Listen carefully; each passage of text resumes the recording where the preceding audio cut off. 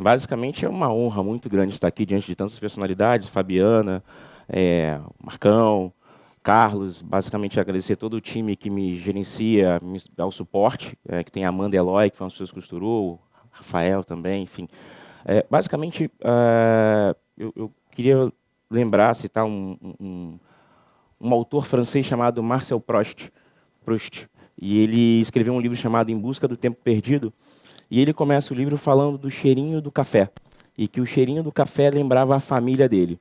E aí a minha mente ela começa a viajar e viaja lá para o século XVIII, ou basicamente quando eu estava numa livraria em Botafogo, e que eu li lá no canto escuro e vi um livro, um título meio interessante chamado Os Magnatas. Cara, esse livro foi muito fantástico. Acho que foi um livro que mudou muito a minha cabeça. Ele falava de 4 grandes personalidades americanas, que era Rockefeller, JP Morgan, Gold e Andrew Carnegie, que foram os caras que criaram toda a estrutura americana. E aí o livro, quando ele começa, ele fala sobre o século XVII. E eu falo assim, cara, o que tem no século XVII que esse cara está querendo me falar de empreendedorismo? Não faz muito sentido.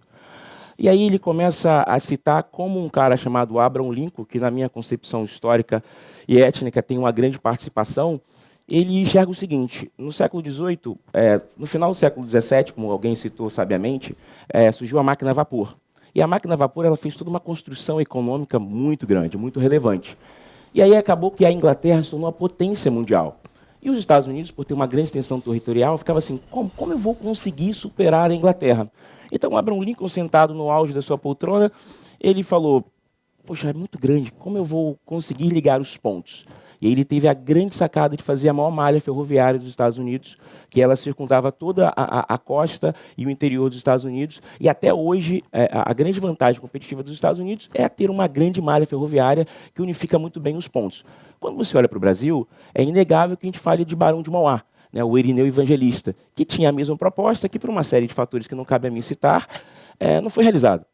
E aí, nesse momento, o Brasil hoje vive talvez um gargalo de infraestrutura, dificuldade de escoar essa produção, uma grande perda no transporte dos alimentos, e a gente fica acabando, infelizmente, no limbo. Mas acho que hoje aqui a oportunidade do CRA, junto com a participação de vocês e todos que nos acompanham, é enxergar um novo futuro e debruçar nossas ideias em cima disso. Bem, dito isso, Abraham Lincoln fez essa malha ferroviária. Bem, como é uma coisa bem dinâmica, que é a proposta do CRA, eu gostaria de 3 voluntários. Pode ser você. Vem para cá. Como é seu nome? Tadeu. Vem para cá, Tadeu. Bem, a ideia do Abraham Lincoln fez o seguinte. Como é seu nome? Você. Isso. Vem para cá, Bruno. Uma moça também, né? Você quer vir para cá um pouquinho? Vem para cá. Então, a grande ideia é o seguinte. À medida que você tinha um lugar inóspito que precisava de escoar essa produção, começou a surgir as cidades. E as cidades tinham uma dependência, girar dinheiro, fazer o dinheiro girar na economia, criar novas oportunidades. E aí surgiu uma ideia muito legal. Bem, eu trouxe dinheiro, nunca sei se eu trouxe dinheiro nessas palestras. Trouxe aqui uma nota de R$ 50. Então, bem, preste atenção. Qual é o seu nome? Andréia. André, fica aqui do meu lado, André. André, se você fosse ter uma profissão, qual seria? Um negócio seu? Treinamento e desenvolvimento profissional gerencial. Legal. Você? Posso escolher? Isso. Eu tenho hoje de empreendedor. Mas um setor econômico? Anti-envelhecimento. Anti-envelhecimento, isso é bom. Gostei. E você? Em relação à gestão de projetos. Gestão de projetos. Pô, esse pessoal já deram boas funções. Então, as pessoas que criaram cidades ao lado da malha ferroviária, e se você começar a observar, a malha ferroviária tem uma coisa muito particular, né? Você cria uma cidade, as pessoas começam a chegar nessa cidade, começam a habitar as cidades, e a economia começa a girar. Bem, nesse caso, vamos dizer que eu estava lá no século XVIII e quis criar um negócio. Mas eu precisava treinar as pessoas, que normalmente o recurso humano ele é muito fraco. Né? Às vezes você não tem o treinamento, e eu sempre falo o seguinte, para você ser um bom vendedor, você tem que ter um bom conhecimento. Então, a sua equipe tem que ser muito bem capacitada. Então, eu contrato você por R$ 50. Né? Então, eu paguei R$ 50 lá para ela no século XVIII. Bem, dito isso, poxa, as pessoas vão envelhecer, o conhecimento vai se perder. Talvez eu tenha que fazer uma série de jogos mentais para estimular as pessoas a ficarem com o conhecimento ali adquirido. Você contrata uma empresa. Quanto você cobra? R$ 50. Tá ficando legal, né? E aí, você precisa de uma empresa de projeto, porque ela tinha uma ideia de treinamento, já contratou uma pessoa para fazer a questão do envelhecimento, mas todo projeto precisa de uma gestão. E a administração, junto com o Peter Drucker e outras personalidades, faz isso maravilhosamente bem. E ela contrata a empresa, ele contrata a empresa dele. Quanto foi que você cobrou? R$50. Bem, ele precisa de um local para abrigar toda a empresa dele, no projeto, tudo. Quem é o dono do local? Eu. Quanto eu cobro? R$50. Mas vocês perceberam que coisa mágica aconteceu aqui? Eu sou o mesmo cara que contratei no início disso aqui uma empresa de treinamento. E, consequentemente, o dinheiro girou por toda a economia, acendeu várias posições e chegou à minha própria mão de novo. Essa é a mesma nota, eu fui o cara que fez o sistema. Então, o poder econômico, o empreendedorismo, ele bate nessa questão, nesses temas. É como você vai botar o dinheiro para circular, como você vai criar novos empreendedores, como as famílias que estão assistidas por trás deles serão beneficiados por esse advento maravilhoso que é a tecnologia. Bem, Abraham Lincoln fez isso quando ele criou simplesmente a malha ferroviária. Palmas para os nossos... Bem, e aí quando você olha para o Brasil tem o seguinte, tem uma questão chamada fusões e aquisições. Fusões e aquisições, por exemplo, nós tivemos uma agora bem representativa, que foi a questão da Croton com a Estácio, que queriam se unificar. Por quê? Elas encontravam ali oportunidades. E na crise surgem muitas oportunidades. Por quê? As economias paralisam, e esse exemplo que eu dei inicialmente vai no cerne da questão. Por quê? As pessoas aqui precisavam se beneficiar, precisavam colocar o dinheiro em circulação e não tinham como captar recursos. Então, você começa fazendo uma questão de fusões e aquisições. Perceba, o Brasil, desde 2011, vem com números bem representativos. Isso aqui na ordem de bilhões. 179, 176, 181. Mas, de repente, como foi citado anteriormente, a crise, a queda da atividade econômica, a dificuldade via desemprego, as taxas de juros um pouco altas, a instabilidade política, isso tudo trouxe uns problemas de arrecadação. Então, esses números caíram drasticamente. Isso é o exemplo do Brasil hoje, mas está se recuperando. Bem, a economia americana, que eu falei de Abraham Lincoln, o que ele tem de vantagem competitiva? Eu adoro esse gráfico pelo seguinte. Esse aqui é daquele lendário filme De Volta para o Futuro. E aí, no dia 26 de outubro de 1985, ele joga lá no filme uma data, que é 20 de outubro de 2015. E aí tiveram um trabalho, um cuidado de pesquisar o seguinte. Naquela data, quanto era o preço de uma ação da Nike? Era míseros 47 centavos. Então, o empreendedorismo, a distribuição de educação, a distribuição de acesso, o que ele permitiu? Que a Nike tivesse um valor de ação de $132 naquela data que eles lançou lá no filme. Quanto dá isso em termos de retorno? Míseros 47.000%. Então, esse é o poder que o mercado de ações, boas ideias, empreendedorismo tem a distribuir, a beneficiar toda a população.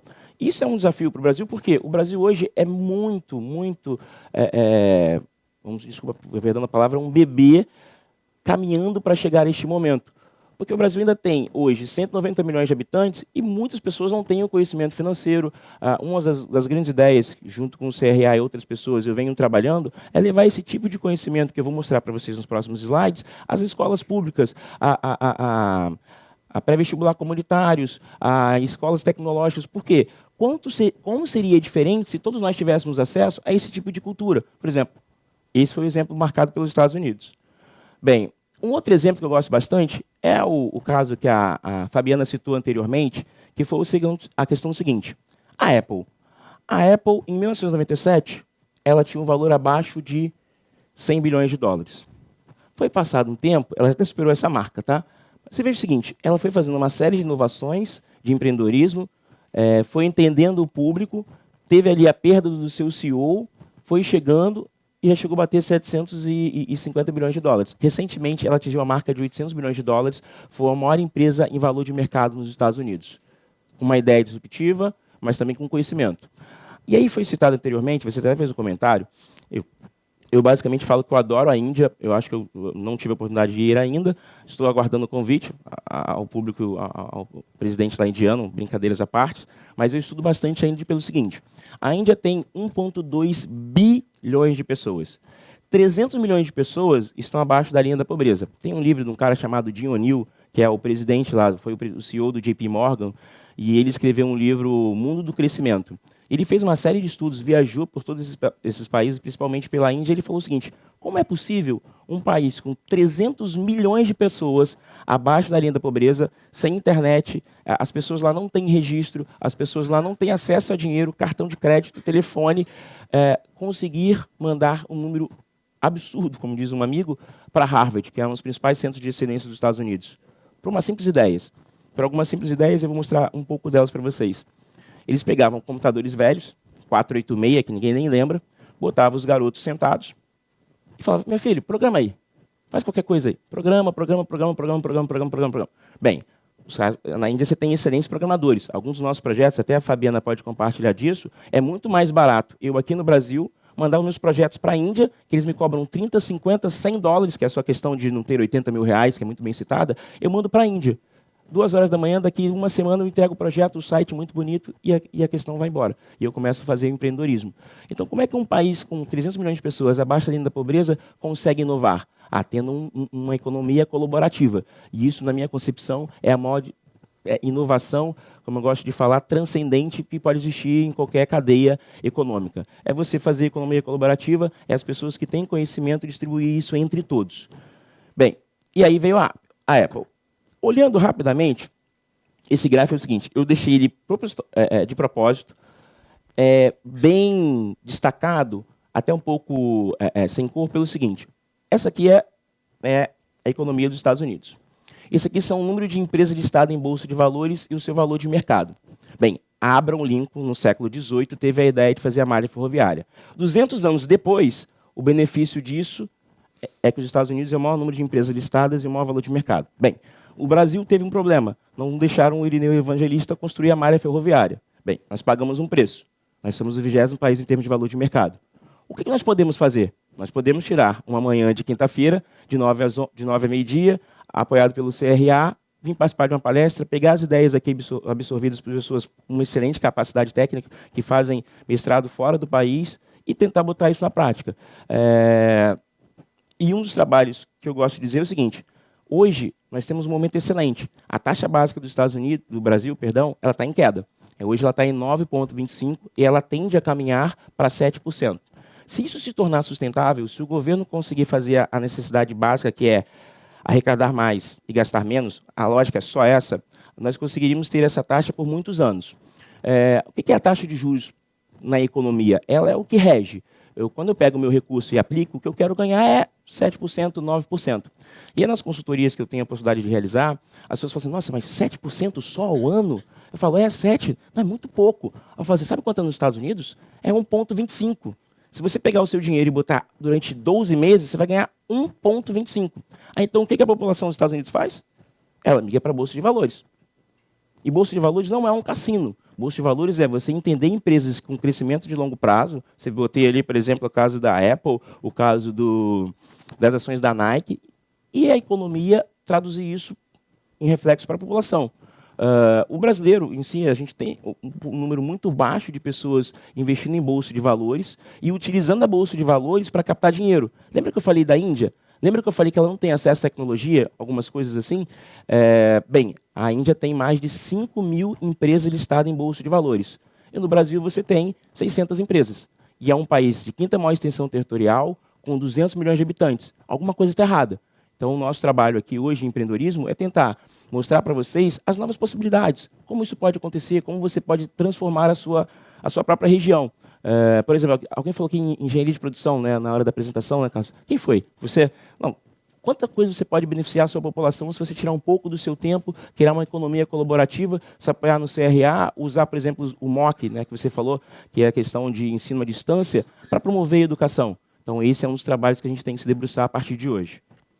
Dito isso, uma questão que eu gosto muito é o seguinte: como é que funciona uma empresa? A sua discussão foi ótima, eu fiquei ali ouvindo sua pergunta, gostei bastante dela. Fico até feliz por esse tipo de discussão e coloco à disposição de vocês qualquer comentário, por mais simples que seja na opinião de vocês. Toda empresa ela tem que fazer geração de caixa. Isso aqui é básico. Por exemplo, tem uma loja chamada Walgreens, em Nova York, que é uma rede de farmácia, uma rede de conveniência, como eles gostam de destacar. E ele tem uma estratégia muito sensacional. Ele fala o seguinte: toda pessoa que entrar aqui tem que gastar 34 dólares. Aí você fala assim, pô, esse cara é maluco, né? Mas já perceberam quando vocês vão na farmácia, logo assim tem um chicletinho, uma bala, você fala, que cara maldoso, né? Botou esse chicletinho aqui. Eu sou pai de uma menina de 5 anos, que é e uma de 16 também, esse rosto de novo é só aparência, tá, pessoal? Então, a minha filha de 5 anos, eu vi uma venda que eu fiquei assim, cara, que cara maldoso.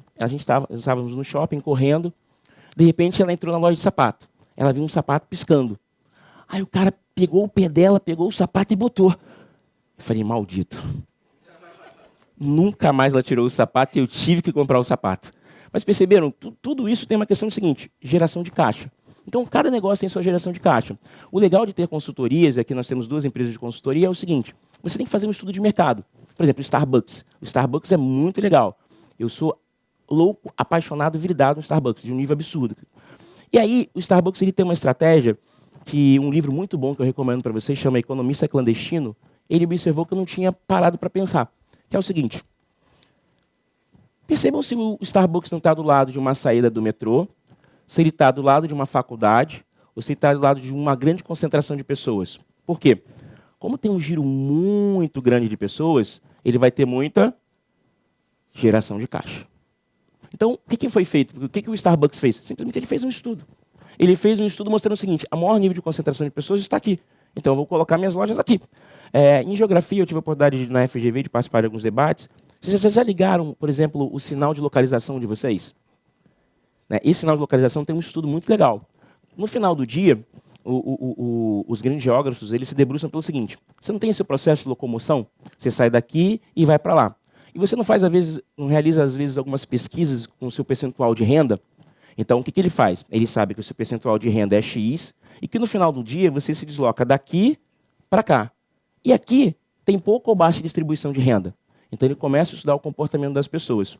Resumindo, tem um outro livro que Empresas Exponenciais. Esse livro é muito, muito bom. Organizações Exponenciais. Obrigado. É muito bom esse livro. E ele conta uma história que é muito legal. Vocês conhecem o Waze? Todo mundo conhece o Waze, né? Vocês conhecem a Nokia? Então, nesse processo de criar novas tendências, a Nokia fez o seguinte. Então, o mundo vai ser celulares. Nossa, vai ser celulares, fantástico. Vamos comprar satélites. Então, a Nokia foi lá e pagou 1,2 bilhões de dólares para ter toda uma rede de satélites. Legal, gostaram? Muito bom, né? Saíram na frente. Tá. Aí teve uns jovenzinhos de um lugar inóspito, próximo ali de Israel, que falaram o seguinte, mas celular não tem satélite? Não tem GPS? Vamos fazer o seguinte, vamos fazer um processo de localização baseado na sua localização do seu smartphone. Quanto é isso? 300 mil dólares. Um cara gastou 1,2, outro cara gastou 300 mil dólares. E aí? Quem foi mais inteligente? O grande princípio da economia é fazer mais com menos. E eles respeitaram isso, e o Waze é o que é. A Nokia, infelizmente, está chegando à sua decadência. Perfeito? Então, aqui você vê o seguinte, geração de caixa. Necessidade de capital. Todo grande negócio tem necessidade de capital. Como eu disse anteriormente, a necessidade de capital está diretamente atrelada a princípios como volume, localização, pesquisa de mercado, entendendo o seu consumidor, se colocando com inovações. Por exemplo, quando eu vou no Starbucks, eu adoro ir no Starbucks, já falei isso para vocês, sabe o que eu faço? Eu saco meu telefone, pago meu cartão. Eu tenho um cartãozinho virtual deles, quando eu faço aniversário eu ganho um café. Quando eu junto 12 estrelinhas que eles fazem lá, eu ganho outro café. Bem, eu quero ir para onde? Para um café normal ou para o Starbucks? Starbucks. Então, a minha necessidade de capital ela é reduzida pelo seguinte, eu crio inovações que trazem os clientes para mim. Outro dia eu fui cortar o cabelo, né? Sempre corto cabelo, porque eu tenho muito cabelo. E aí chegou lá, o cara, olhei para a barbearia do cara, eu falei, cara, é legal. Ele tinha assim, 12 cupons, um cabelo grátis. Aí ele tinha um videogame. Eu falei, cara, e ele sozinho. Daqui a pouco ele disse assim, você já tem o meu cupomzinho que você vai juntando? Isso aqui é um shopping? Eu falei, fica tranquilo. Eu fiquei olhando assim, tem revista. Gente, eu não queria sair do local. Ele é um cara localizado em Bangu. Uma grande sacada. Qual o problema dele? Escalabilidade. Talvez a geração a necessidade de capital está diretamente a escalabilidade. Quantas pessoas eu consigo atingir? Qual é o meu nível de penetração? Será que eu vou ter 1 milhão de pessoas ou vou ter 100 pessoas? E aí a gente entra no famoso estudo do Sebrae. De cada 10 empresas que abrem, no final só vão existir 2. Será que a gente fez a pesquisa de mercado? Será que a gente entendeu a necessidade de capital? A geração de caixa? Então, quando você se debruça em empreendedorismo, mais do que e eu gostei muito dessa frase, até botei no meu Twitter lá, entre o terreno e o mapa, eu quero o terreno. Porque o terreno é mais agradável. Você vive o dia a dia, você caminha. Então, no terreno, você vai ter que ter a geração de caixa e entender a sua geração de caixa com a sua necessidade de capital. Simples assim. Bem, simples não. No dia a dia mostra que é desafiador. Bem, e aqui tem o seguinte. As startups começam... Isso aqui são uma receita. São um seed money, um venture capital, um private equity. Elas fazem o seguinte. Elas já têm crescimento, já têm maturidade, elas vão para o mercado de ações. Fazem captação via o mercado de ações. E aí, começa o seguinte. Aqui tem um investidor anjo. Pode ser seus familiares, pode ser seus amigos. Você tem que o seguinte, você tem que só mostrar. E a grande ideia que eu falo assim, sábado agora eu vou participar de uma bancada, que é o Desafio Empreender. E eu vou estar olhando as ideias das pessoas, né? Todo ano, gente, é muito engraçado, porque as pessoas vão apresentar as ideias, elas me falam de necessidade de capital, de geração de caixa, elas não têm estudo de mercado. Aí eu falo assim, não, mas a minha ideia é disruptiva, eu vou mudar o mundo. E aí, nesses encontros que você até recomendou, há uns 5 anos atrás, eu fui com um grande amigo meu, Marcelo, acredito que está nos ouvindo, e a gente foi para um evento, né? Era Ciclo de Startup, esqueci o nome, lá em Copacabana. Aí chegamos lá, chegou um cara que tem uma ideia sensacional. Eu falei, o que é a sua ideia? Eu contrato advogados pelo meu site. E quanto custa a sua ideia? R$1 milhão. Eu falei, caramba, R$1 milhão? Gente, R$1 milhão é muito dinheiro.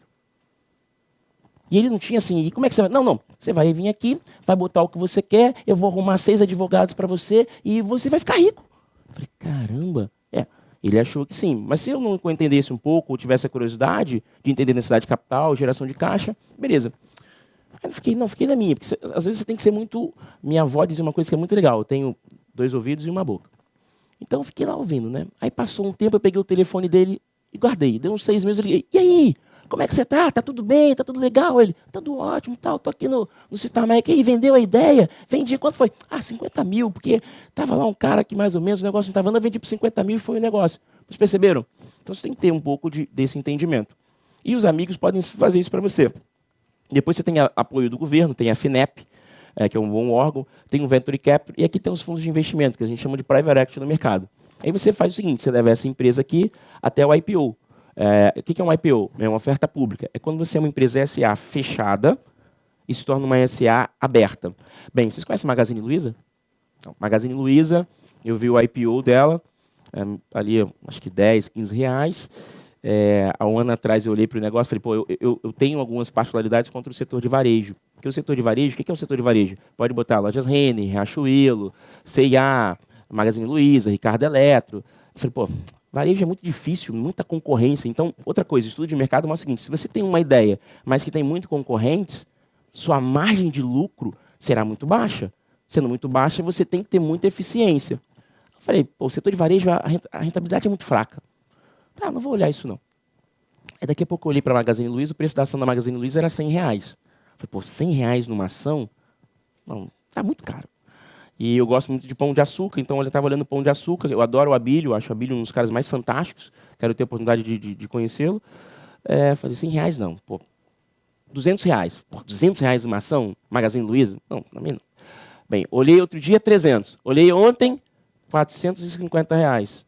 Uma ação da Magazine Luiza saiu de 1 ano e meio atrás, 18 meses, para R$440. Qual foi a lucratividade disso?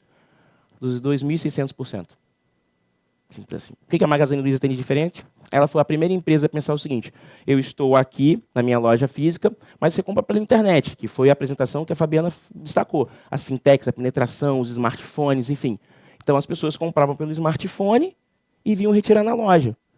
O seu processo de logística ficou melhor. Depois ela fez o seguinte, então, eu vou criar um banco, né? E uma seguradora. Por quê? Porque eu consigo financiar. Depois ela falou assim, vou fazer uma seguradora para fazer aquela questão que... Já perceberam? Que o seguro ele muito me fascina. A gente tem até aqui o Marcos aqui na frente, que é um grande comercializador de seguros. Eu pago R$30 e se meu telefone quebrar, eu vou lá e pego um novo. Vocês já passaram para pensar nessa lógica? Assim, que é muito fantástico em termos de negócio. Eu pago 30, se quebrar daqui a um ano eu volto e recupero 800. Aí o cara fala no caixa para a gente assim, então, vamos comprar aqui um seguro? Eu sempre falo assim, não vou comprar o seguro, vou usar isso. Aí quando o telefone quebra 8 meses depois, fala, poxa, eu podia ter usado o seguro. Porque é uma coisa inteligente, eu pago 30 e garanto 800. Mas às vezes a gente, no ímpeto de comprar, não pensa nisso. A Magazine Luiza teve esse cuidado. A geração de receita dela é muito alta. A necessidade de capital dela agora está reduzindo um pouco. O que ela teve? Ela teve um estudo de mercado, ela entendeu, fez uma conexão entre algo fintech e algo físico, onde você compra na internet e retira na loja física. Gente, é só isso. Aí, quando nós falamos sobre isso, parece simples, né? Você escuta e fala, caramba, é muito simples isso. Não, não é simples. Por exemplo, tem a Renner, que é uma loja que eu gosto bastante. Ela fez o seguinte, vocês já foram em algum lugar que tem uma fila muito grande para pagar? É horrível, né? Você vai comprar roupa, você chega lá, vai ter que pagar. A Renner fez um estudo de mercado que era o seguinte, ela botou uma etiqueta virtual dentro da etiqueta, um chip virtual, que você passa, pum. E qual foi o estudo que ela fez? À medida que eu tenho menos fila para pagar, as pessoas passam mais tempo dentro da loja e consomem mais. Lembra que eu falei ainda há pouco de Walgreens? Que os caras se estimulam, cada pessoa que passa a pagar $36? A Renner fez só isso. Uma outra coisa que eu adoro falar sobre isso é o seguinte, se eu for olhar no espelho e colocar a luz em cima, o meu reflexo sai distorcido. Mas se eu colocar as luzes laterais, o meu reflexo sai menos distorcido. A Renner fez isso. O que ela teve? Uma das melhores empresas do varejo. Então, são esse tipo de coisa que mostram a questão do empreendedorismo. Às vezes, não só ter o mapa é atrativo, mas como você entender o terreno. A última coisa que eu adoro falar sobre isso é o seguinte, já perceberam que as roupas agora viram uma tendência, estão dobradas em cima das apresentações? Por quê? As pessoas, mulheres especificamente, gostam de tudo dobrado, não é? Dobradinho, bonitinho.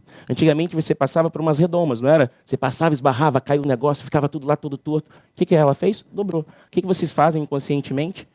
Olha que camisa bonita, né? Vamos comprar. A venda dela aumentou. Esse é o tipo de coisa que o empreendedorismo faz. Ele sai além do que você vê no mapa e vai em questões que estão no terreno, no dia a dia. Bem, aqui é o seguinte, Bolsa de Valores desse ano está voltando. E a lógica é simples. À medida que a taxa de juros no Brasil está caindo, os investidores terão que migrar para novas alternativas de investimento. Então, eles vão ter que correr um pouco mais de risco, vão ter que ter conhecimento para conseguir ter uma melhor rentabilidade. O que é isso, resumindo? É você colocar, eu adoro essa frase, é um outro livro que eu sugiro para vocês, acho que todo mundo deveria ler, é Pai Rico, Pai Pobre. Por quê? Esse livro é fantástico, ele basicamente mudou a minha vida quando eu fiz ali as primeiras leituras dele. Porque ele fala o seguinte, qual é a grande essência? É o dinheiro trabalhar para você. É uma coisa que normalmente a gente faz o seguinte, a gente trabalha para ganhar dinheiro, não é isso? Mas agora a grande pergunta que eu faço para vocês é, como é que o dinheiro trabalha para vocês? Como é que ele está crescendo? Será que ele não trabalha? Será que você nunca pensou nisso?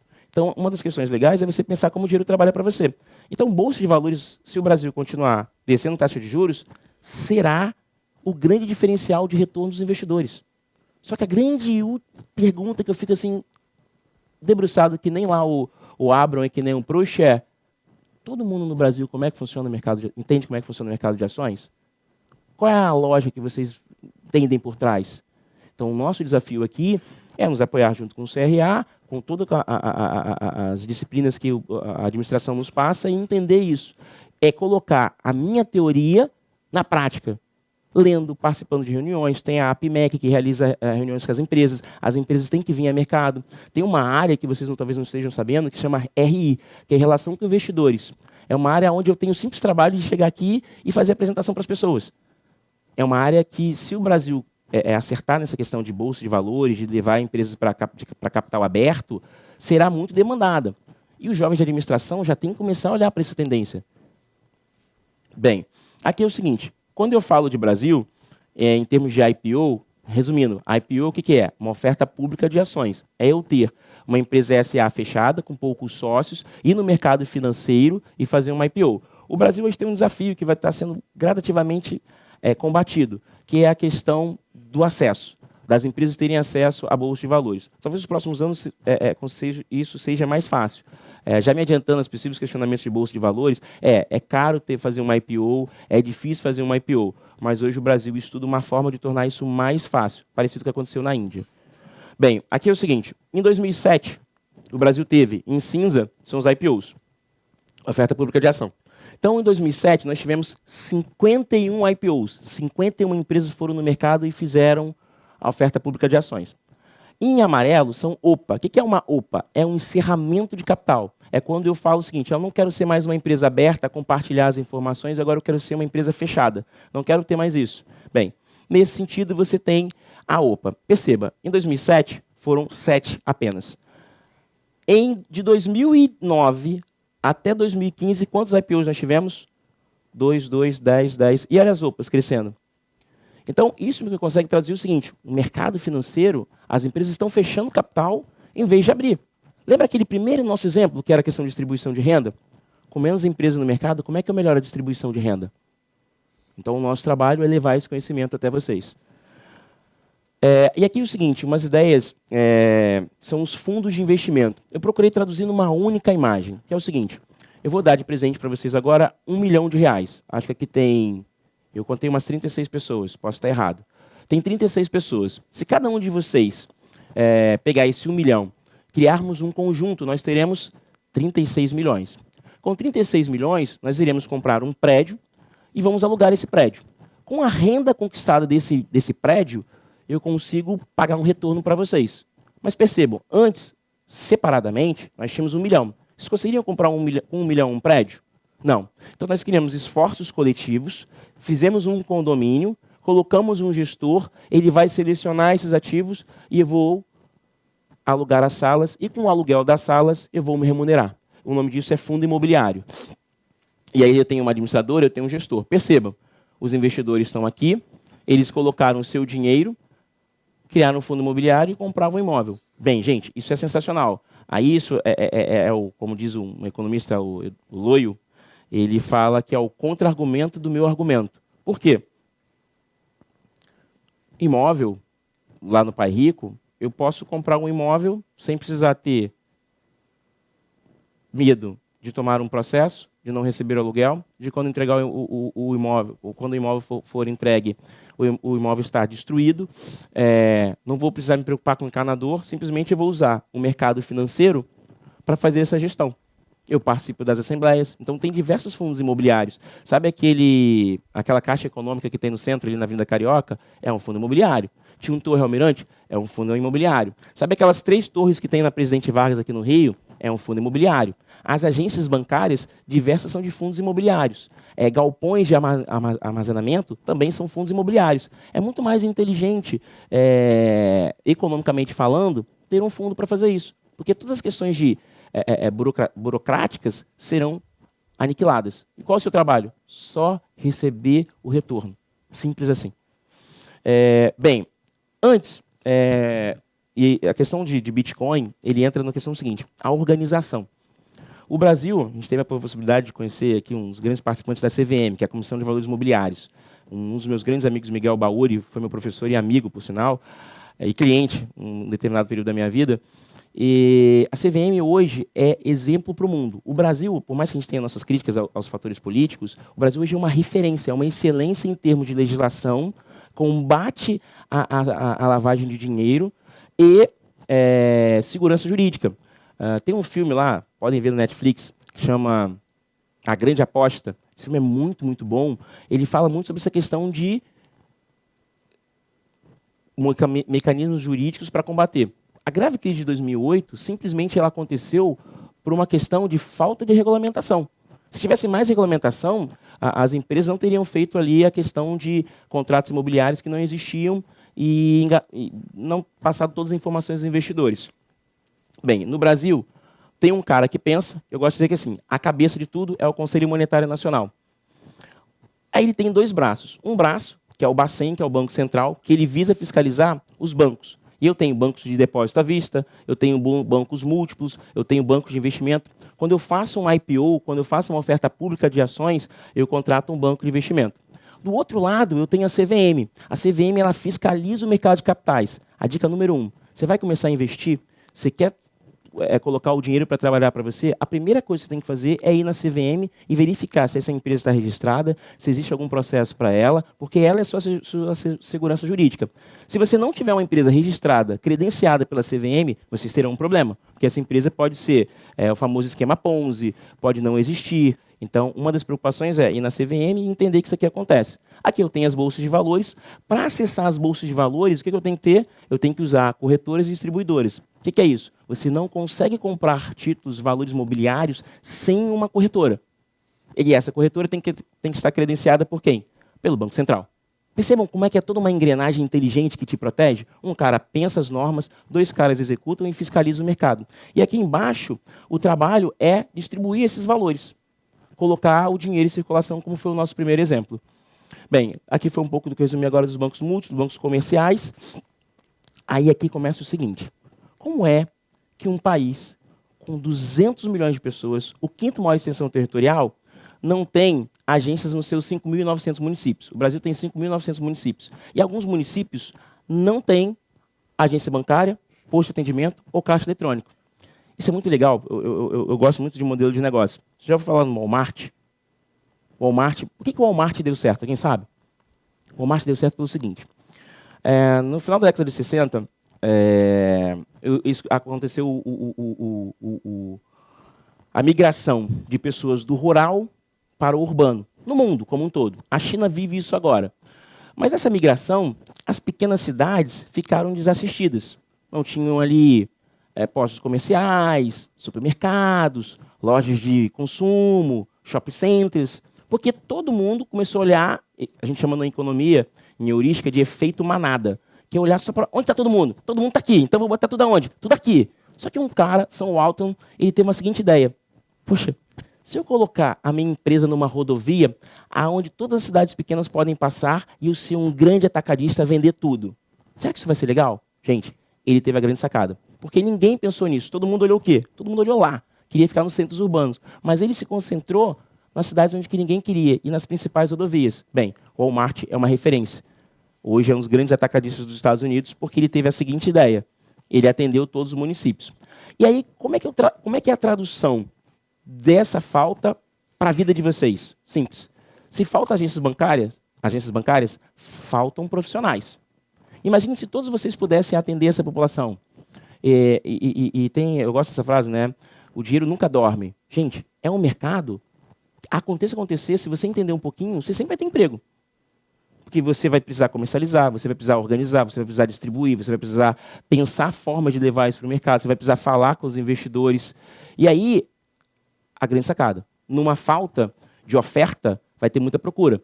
Então, hoje, os jovens no Brasil, basicamente, eles olham para os bancos de investimento, porque os bancos de investimento estão lá. Eu tive a possibilidade de trabalhar no banco de investimento 5 anos. Na minha vida toda no mercado financeiro, são 10 anos em banco de investimento. E você quer o banco de investimento, você fala, não, aqui é o banco de investimento.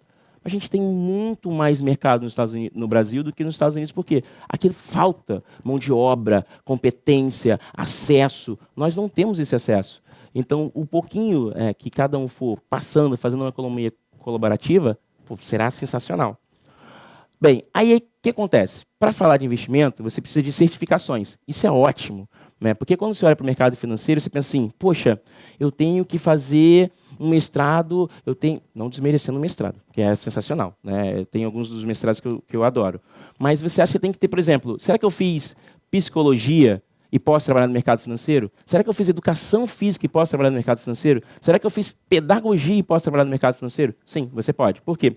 No Brasil e no mundo tem as certificações. O que é isso? Eu faço uma prova similar ali, com menos questões e grau de dificuldade à OAB, faço essa prova, sou certificado e posso falar de investimento. Pô, isso é muito legal. Então, quem fez, por exemplo, a minha sócia na Financeira Academy, ela fez educação física. Depois ela fez um MBA na FGV e hoje ela é private no Itaú. Começou lá de baixo, treinando todas as funções. O que ela fez? Certificações. Então, o mercado de certificações ele é importantíssimo se você quer fazer uma carreira numa outra ponta, atendendo as pessoas, suprindo aquela falta de agências bancárias. E aí eu tenho algumas. Mas percebam os números são engraçados. Existem atualmente 829 mil pessoas certificadas. Gente, olha que louco, assim, né? É até meio paradoxo. Eu tenho 200 milhões de pessoas e eu tenho menos de 1 milhão de pessoas para atender essas pessoas. Olha o espaço que tem. Muito amplo. Olhando isso, tem algumas certificações. Por exemplo, o caixa da sua agência ele tem que ter uma CPA 10. A pessoa que fala de investimento com vocês, até 3 milhões de reais, ele tem que ter a CPA 20. Essa prova tem 50 questões, essa prova tem 60 questões. Por exemplo, eu quero ser um gestor. Lembra aquele fundo imobiliário que eu mostrei para vocês, se compravam imóveis? Eu quero só ser o gestor. Então, eu tenho que ter o CGA. Eu quero ser o cara que treina os gerentes, o cara que ensina. Eu tenho o CEA. E olha só, o CEA eu tenho 6 mil pessoas, gestor eu tenho 1.400.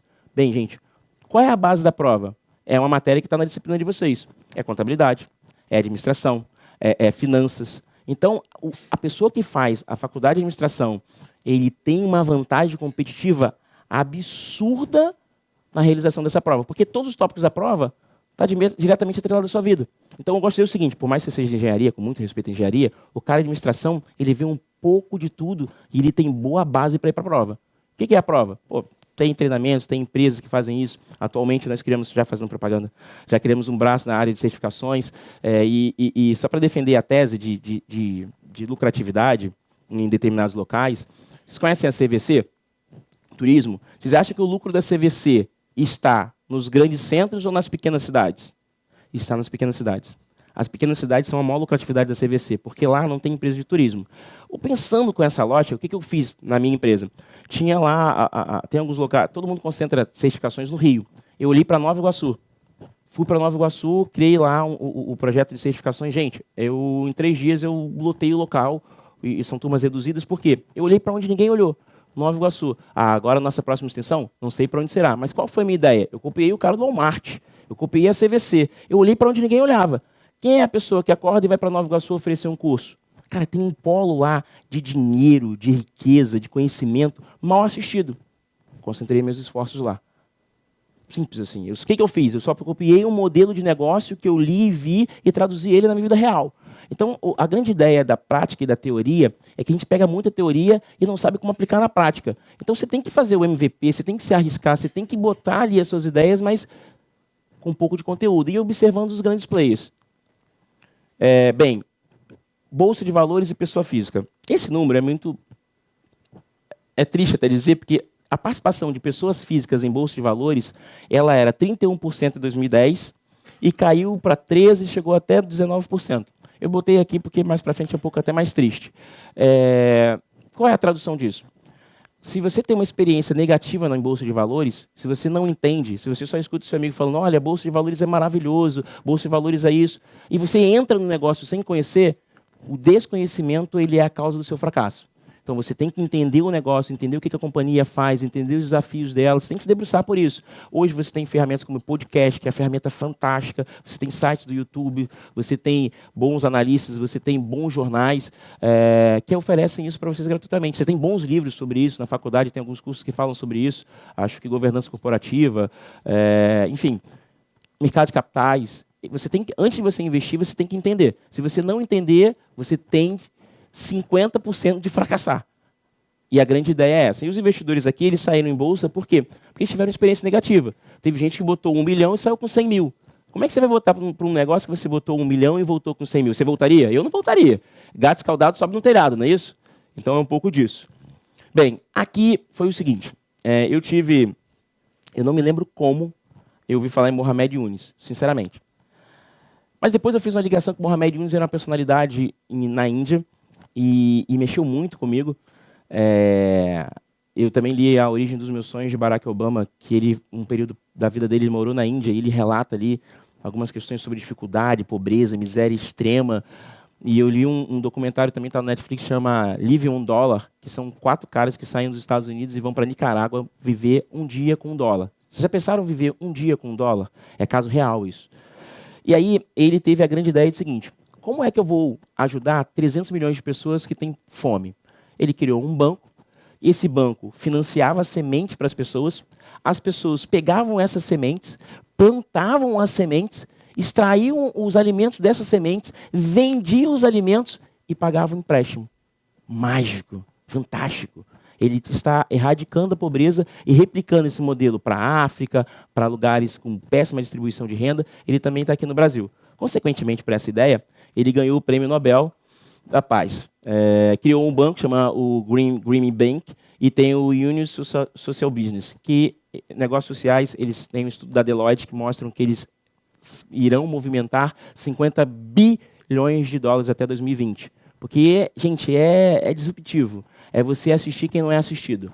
Isso é diferente. Quando eu li isso, eu criei esse negócio, que foi um negócio que mudou a minha vida, chama Capitalismo Herdeiro. Eu botei o nome bem duro. Eu sofro duras críticas por causa disso. O capitalismo ele tem sua vertente negativa, eu não escondo isso. Mas se eu pegar o conhecimento que eu adquiri Bem, eu fui bolsista da minha faculdade. Eu fiz ProUni, fiz Enem, ganhei bolsa 100% na Estácio e fiz Estácio. A faculdade inteira com bolsa 100%. Se eu pegar o meu conhecimento e distribuir para todo mundo, quantas pessoas eu vou ajudar? Como eu vou devolver para a sociedade tudo que eu ganhei? Toda essa minha experiência de 10 anos no mercado, tudo isso que aconteceu, gente, foi porque eu ganhei uma bolsa.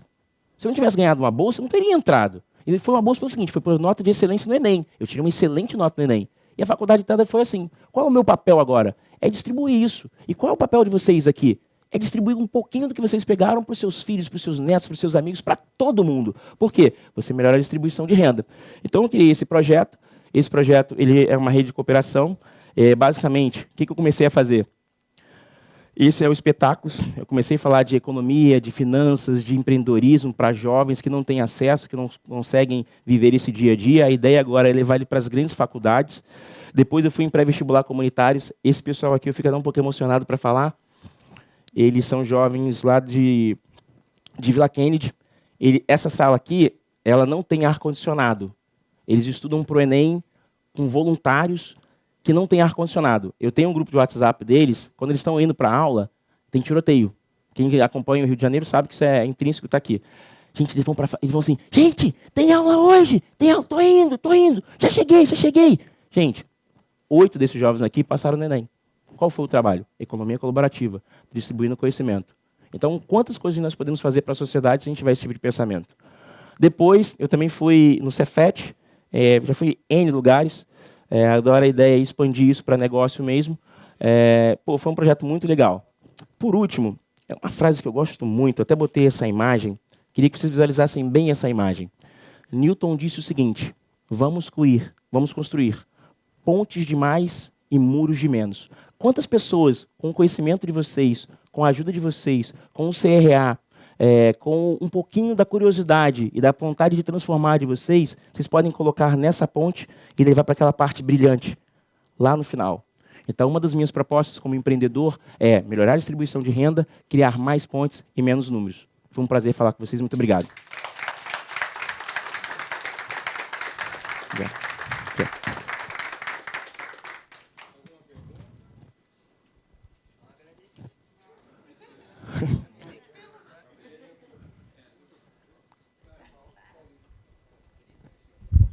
Alô, sim. Pô, gostei. Boa apresentação, obrigado. Obrigado a você. Como é seu nome? Valdenir. Valdenir. Então, com relação à questão de... Sim, hoje eu vivencio com alguns dos meus clientes essa questão do capital. Então, assim, eu tenho muitos clientes que querem montar um negócio, tem a ideia maravilhosa, e aí bate sempre na mesma questão. Você vê que é o cara que às vezes não se planejou financeiramente, não tem capital e quer empreender. A ideia é até boa, aí bate muito na questão, pô, como é que eu vou conseguir? Eu não consigo captar dentro de um banco, eu não consigo captar, às vezes eu não tenho uma rede de relacionamentos de amigos que consigam fazer isso acontecer, ou seja, não tem muitas vezes um investidor anjo, e aí se depara, eu vejo muitas situações em que o projeto não vai adiante. Seja com uma ideia inovadora, seja até para uma ideia que já existe no mercado, às vezes fazer um pouco diferente, e acaba não indo. Então, assim, eu dentro do meu trabalho, enquanto contador, até assessorando, eu tento, e é um dos motivos de eu estar aqui hoje, é isso, como eu vou influenciar e como eu vou ajudar esses empreendedores a conseguir chegar lá. E eu queria que você falasse um pouco, como é que essa dificuldade, assim, na tua experiência, né, como é que tem sido você se deparar com pessoas que querem empreender e qual seria a melhor forma de assessorá-los? Tem um livro que chama Good to Great, é de um cara chamado Jim Collins, é um consultor americano que eu sou louco por ele, gosto bastante. A tradução são empresas feitas para vencer. E ele sempre fala o seguinte, alguns projetos começam no projeto, mas na verdade os projetos têm que começar pelas pessoas. Então você tem que escolher muito bem as pessoas. E aí a Fabiana falou ainda há pouco sobre crowdsourcing, né, que é você unificar pessoas. Eu acho que você pode, hoje, por exemplo, eu sou investidor de uma startup chamada Quilombo, que é o primeiro aplicativo para empreendedores negros. Muito, muito legal. A gente sofre disso atualmente, né? A gente tem uma dificuldade de captar recursos absurdos. Mas o que eu enxerguei? Que o investidor internacional, tipo Yunus, por exemplo, nos Estados Unidos, na Europa, eles querem apoiar bons projetos que melhoram a distribuição de renda. Eu acho que você tem que unificar pessoas com competências diferentes. Na Grécia Antiga tinha um conceito chamado argonautas, que são pessoas com competências totalmente diferentes que se uniam em prol de encontrar uma riqueza. Então, eu acho que você tem que ser o contador, você tem que procurar o Marcos, que é um excelente vendedor, você tem que procurar esse cara que é engenheiro de produção, e falar o seguinte para ele: eu vou criar uma coisa chama-se vesting. Eu vou dar uma participação no meu negócio pela sua distribuição no projeto. Então, eu vou te dar 2%. Mas se você fizer todas as fases do projeto, eu posso te dar 10% do projeto. Uma outra coisa que eu gosto de fazer é o seguinte: é você tentar identificar uma geração de receita e falar para a pessoa, se você conseguir contribuir com geração de receita para esse negócio, eu te dou uma parte da geração da receita. Então, você tem que atrair as pessoas, você tem que fazer um projeto envolvente, eu vou fazer uma frase horrível, você tem que fazer ali uma bela obra de arte. Você não vai ser um Rodin, mas você vai fazer uma obra de arte e as pessoas falam assim, cara, isso tem um potencial de transformar. E você vai trazendo pessoas, porque essas pessoas elas vão ter competências para apresentar aos investidores. Qual é o fracasso dos negócios, das ideias? As pessoas que estão em volta. Elas não são complementares, elas não entendem o negócio, elas não conseguem contribuir. Então, você tem que pegar pessoas de diferentes funcionalidades e inserir no projeto. Porque um projeto, na verdade, as ideias, o empreendedorismo, na minha visão, e é uma visão simplista, sou um garoto engateando, tem pessoas brilhantes aqui, ele é você unificar pessoas em prol de diferentes conceitos e buscar a transformação. Eu acho isso. Mas eu vou estar aqui ao lado e fico totalmente à disposição para te responder. Oi. Eu vi que você citou Robert Kiyosaki, né, o livro Pai Rico, Pai Pobre. Eu acho fui ver ele pessoalmente. É um grande inspirador para todos. E aí, até compartilhando um pouco disso que você fala, de compartilhar informação, acho que isso é muito importante. Um livro que mudou a minha cabeça na questão do empreendedorismo financeiro é um livro do Robert Kiyosaki que se chama O Negócio do Século XXI. Ele lançou em 2012, não sei se você já teve a oportunidade de ler o livro. E ele explica dentro desse livro do Negócio do Século XXI diversas maneiras de você empreender e qual hoje é a maneira mais simples de você empreender, qual é o negócio do século XXI. E ele entra na questão do network marketing, né? Explicando pela maneira de você desenvolver novas habilidades dentro de uma empresa, de você ter um baixo investimento. Então, acho que talvez pudesse ser uma fonte, não sei se você conhece também, mas para você ter e para você poder repassar para as outras pessoas, porque eu acho que esse livro, dentro do negócio do século XXI hoje, principalmente para nós que somos a geração Millennium, como foi muito bem citado, é um livro que pode abrir muitas cabeças e que pode fazer com que as pessoas empreendam com baixo custo, sem risco, e num negócio onde elas não têm ainda experiência, porém elas vão desenvolver durante o processo. Gente, obrigado, foi um prazer. Um ótimo dia para vocês. Tchau, tchau.